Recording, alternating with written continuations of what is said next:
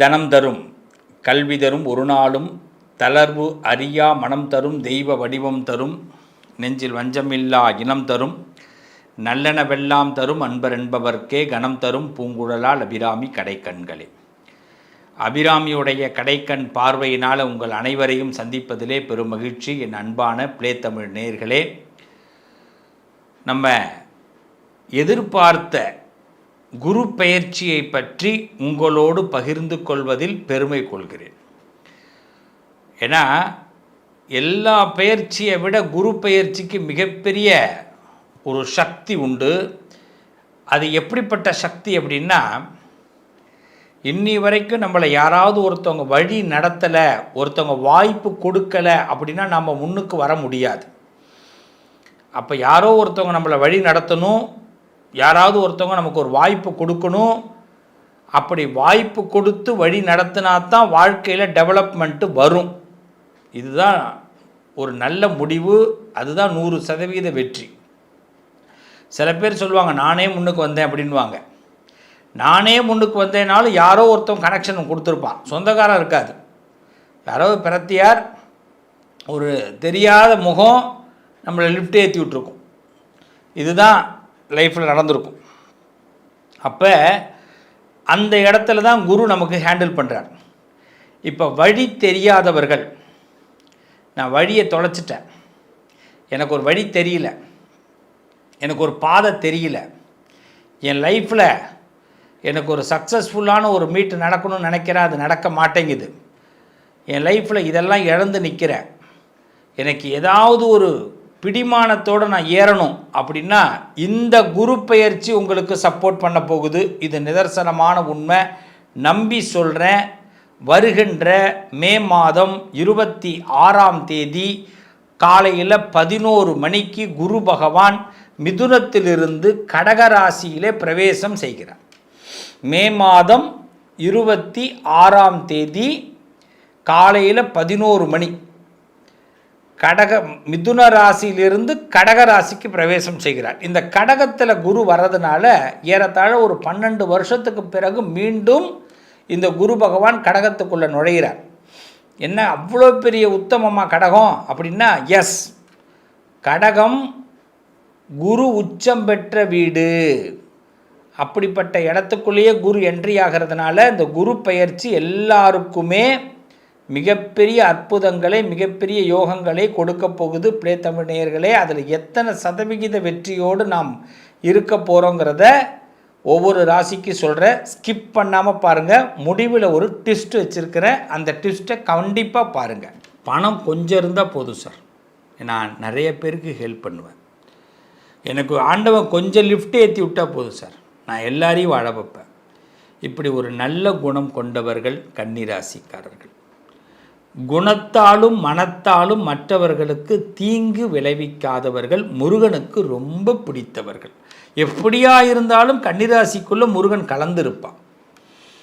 முருகன் இல்லாமல் கன்னி கிடையாது, கன்னிராசி இல்லாமல் முருகன் இல்லை. எப்படியும் முருகனுடைய அனுகிரகம் கன்னிராசியோடு ஒரு ட்ராவல் பண்ணுங்க.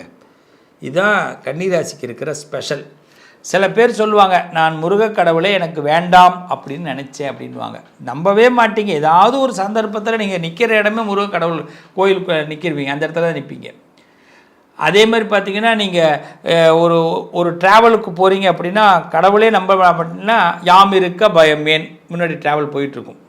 இல்லைன்னா அந்த காருக்குள்ளே முருகன் படம் தொங்கிட்டு இருக்கும். எப்படியோ முருகன் உங்களை பார்த்துட்டே இருப்பார். நீங்களே வேண்டானாலும் முருகனுக்கும் உங்களுக்கும் அப்படி ஒரு தொடர்பு கன்னிராசிக்காரர்கள். என்ன காரணம்? கன்னிராசிக்கு பச்சை நிறம் ரொம்ப பெஸ்ட்டு, க்ரீன்.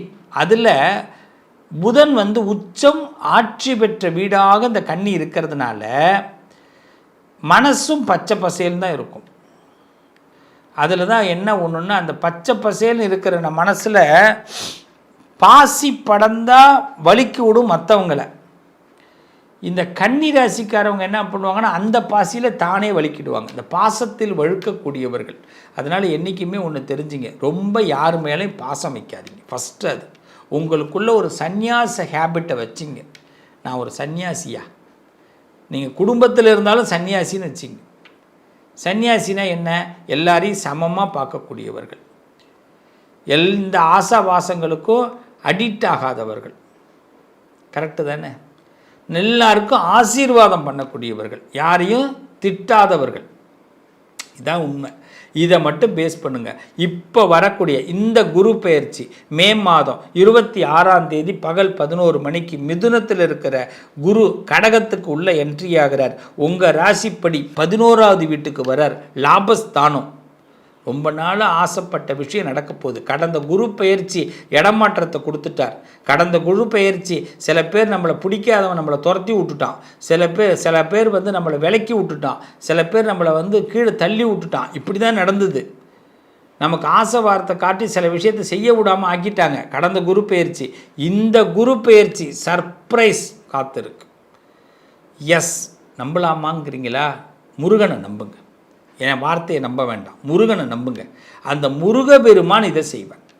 காரணம், இப்போ 11வது வீட்டுக்கு குரு சொந்த வீட்டுக்கு வருகிறார். அதாவது உச்சம் பெற்ற வீட்டுக்கு வருகிறார்.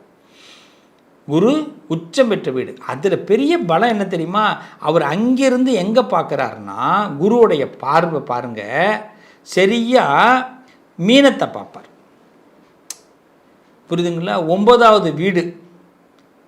அப்போ மீனத்தை பார்ப்பார். இந்த மீனத்தோட பார்வை பொதுவாக 2, 5, 7, 9 குருவுக்கு நல்ல யோகம் கொடுக்கும். இந்த 9வது வீட்டை பார்க்கும்போது குரு வந்து உங்களுக்கு பாசிட்டிவாக கொடுப்பார். ஏன்னா அந்த வீட்டில் சுக்கிரன் நீசம், அவர் சுக்கிரன் உச்சம். உங்கள் வீட்டுக்கு அதிபதி எல்லாம் அங்கே சுக்கிரன் நீசம் ஆகிடுவார். அப்போ இந்த 9ல் போகும்போது நீங்கள் ஆசைப்பட்ட கனவுகள் நண்பர்கள் மூலமாக நிறைவேறப் போகுது. இப்போ உங்களுக்கு சுற்றி வளைச்சி பேசலை, டைரெக்டாகவே பேசுவோம். கன்னிராசிக்கு நண்பர்கள் மூலமாக நல்லது நடக்க போகுது. கன்னிராசிக்கு ஆசைகள்லாம் அனுபவிக்கிற நேரம், கல்யாண யோகம், சந்தோஷ யோகம், திருப்திகரமான காலகட்டம், இதை குரு கொடுக்குறார். யாரெல்லாம் நம்மளை தூக்கி போட்டாங்களோ அவங்களே திருப்பி நம்மளை, சில பேருக்கு விட்டு வேலையிலேருந்து வெளியில் வந்திருப்பீங்க, அங்கேயே திருப்பி உங்களை கூப்பிடுவாங்க. இல்லைன்னா அதை விட அதுக்கு எதிர்த்த கடையிலே நீங்கள் ஒரு வேலையை விட்டு வந்து எதுக்கு ஒரு புதுசாக கடை போடுவீங்க. ட்ரேட் மார்க்கெட் சிறப்பாக இருக்கும். லாபம், ட்ரேட்மார்க் சம்மந்தமான விஷயங்கள்லாம் லாபம் கொடுக்கும். ஃபினான்ஸ் சம்மந்தமான யோகம், கடந்த இழந்ததை இப்போ மீண்டும் மீட்கக்கூடிய நேரம். ஸோ கன்னிராசிக்கு இந்த குரு பயிற்சி ரொம்ப சர்ப்ரைஸை கொடுக்குறார். அது மட்டும் இல்லைங்க, அக்டோபர் மாதம் 20ஆம் தேதியிலேருந்து பிப்ரவரி மாதம் 13ஆம் தேதிக்குள்ளே உங்கள் வீட்டில் ஒரு சுபகாரியத்தை அவர் நடத்துகிறார். ஏதாவது ஒரு சுபகாரியத்தை நீங்கள் நடத்தணும், செய்யணும். அதுக்கான சுபகாரியத்தில் நீங்கள் போய் கலந்துக்கிற வாய்ப்பை கொடுப்பார். அப்பாவா, அம்மாவா, தங்கச்சியா, அண்ணனா, தம்பியா, மாமனா, மச்சானா, ஏதாவது ஒரு உறவாக நீங்கள் அங்கே போய் நின்று வேலை செய்யணும். நண்பர்களுக்கு செய்கிறது அடுத்தது, அது எப்பயுமே செய்கிறது. இது உறவுகளுக்குள்ளே ஒரு சுபகாரியத்தை நடத்தி கொடுக்கணும். அக்டோபர் மாதம் 20ஆம் தேதியிலிருந்து பிப்ரவரி மாதம் 13ஆம் தேதிக்குள்ளே. ஸோ இப்போ கன்னிராசிக்கு பற்பல யோகங்கள், பண லாபங்கள். நம்மளை ஆண்டவன் சோதிக்கிறான்னு நினைக்காதீங்க, கைவிட மாட்டான். அதுவும் பண விஷயத்தில் கைவிட மாட்டான். இந்த நேரத்தில் உங்களோட பிஸ்னஸில் டார்கெட்டை நீங்கள் கரெக்டாக ஃபில் பண்ண முடியும். உங்கள் லைஃப்பில் ஆசைகளை கரெக்டாக உங்களை ஃபில் பண்ண முடியும். சரியாக ப்ராஜெக்ட் மட்டும் போடுங்க, சரியாக கணக்கு போடும், அவ்வளவுதான். சரியான கணக்கு போடும். ஏன்னா உங்கள் ராசியை பார்க்கும்போது உங்கள் ராசியில் அந்த குரு பெயர்ச்சி அடையிற இடத்துலேருந்து பார்க்கும்போது 5வது வீடாக பார்த்திங்கன்னா அவருடைய 5வது பார்வை செவ்வாயை போய் பார்க்கும். செவ்வானா விருச்சக ராசியை போய் பார்க்கும். நிறைய பலத்தை கொடுக்குது. உங்கள் ராசிக்கு 3வது வீடு. எப்பயுமே பக்கத்து வீட்டுக்காரனுக்கு நமக்கு தான் சண்டை வரும், 3வது வீட்டுக்காரன் நமக்கு ஹெல்ப் பண்ணுவான். பார்த்துருக்கீங்களா? பக்கத்து வீட்டுக்காரனுக்கு நமக்கு எப்பயுமே எரிச்சல் இருக்கும். 3வது வீட்டுக்காரன் அவனுக்கு பிரச்சனை கிடையாது, அதனால் அவன் நமக்கு ஹெல்ப் பண்ணுவான். இப்படி தான் கன்னிராசிக்கு இப்போ என்ன பண்ணுவாங்கன்னா விருச்சக ராசிக்காரவங்க ஹெல்ப் பண்ணுவாங்க, கன்னிராசிக்கு கடகராசிக்காரவங்க ஹெல்ப் பண்ணுவாங்க, கன்னிராசிக்கு மீனராசிக்காரவங்க ஹெல்ப் பண்ணுவாங்க. நிறைய ஹெல்பிங் டெண்டன்சி இப்போ உங்களுக்கு கிடைக்க போகுது. நிறைய பேர் ஹெல்ப் பண்ண போகிறாங்க, உங்கள் உயர்த்த போகிறாங்க. ஸோ இது ஒரு நல்ல நேரம். கலைத்துறையில், அரசியல் துறையில் இருக்கிறவங்களுக்கெல்லாம் நல்ல அமோகமான வெற்றி.